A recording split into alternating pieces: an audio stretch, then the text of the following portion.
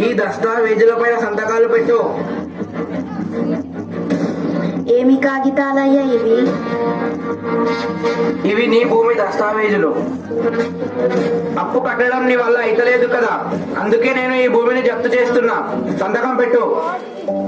అయ్యా అయ్యా ఇలా అనకండి అయ్యా. ఈసారి పంట మీద మీ బాకీ ఎలాగైనా తీర్చేస్తా. ఎందుకు పనికిరాని ఈ భూమితో నువ్వేం చేస్తావు?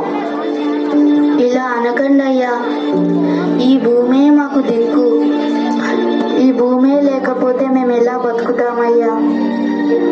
ఇదంతా నాకు అనవసరం. ఈసారి నీ అప్పు కట్టకపోతే నీ భూమి అంతా లాక్కోవాల్సి వస్తుంది. పదా.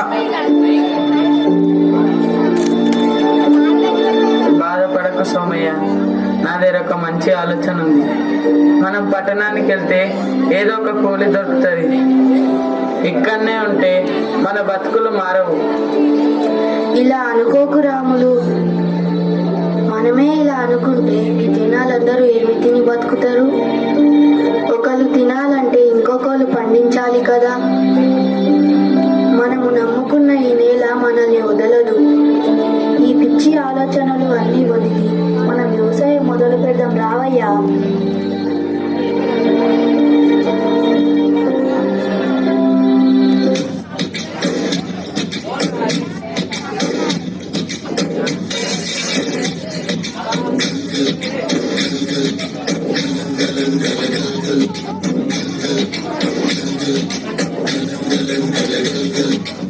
ఆకాశం తాకేలా వడగాలై ఈ నేల అందించే ఆహ్వానం ప్రేమంటే ఆరాటం తీరేలా వదిలించే గగనంలా వినిపించే తడిగానం ప్రేమంటే అడు అణువులు వీటే మమతల మౌనం పద పదమంటే నిలవదు ప్రాణం నా బరుగే ప్రణయానికి శ్రీకారం.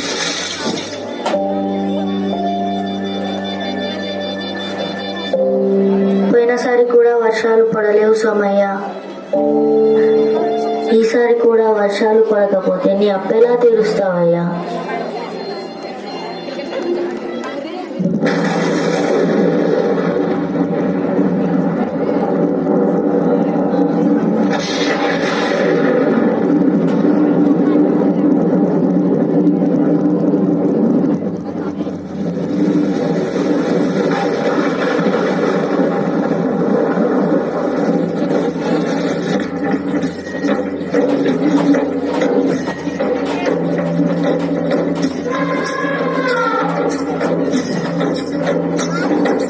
కళ్ళు కళ్ళు మనిసిరి మూవల్లే చినుకే చేదగా చల్లు చల్లు మని పులకింతల్లో పుడమే పాడగా కళ్ళు కళ్ళు మనిసిరి మూవల్లే చినుకే చేదగా చల్లు చల్లు మని పులకింతల్లో పుడమే పాడగా మరి నీళ్ళు మెచ్చి కరిమమ్ము మానవాడాని నిలువెల్ల మనసు వడగళ్ళు నాకి కడగళ్ళు తీరని జడివాన జాడతో ఈ వేళ జన జీవితాలు చూపించేలా రామసీమలో ఈ వేళ రతనాల ధారలే కురిసేలా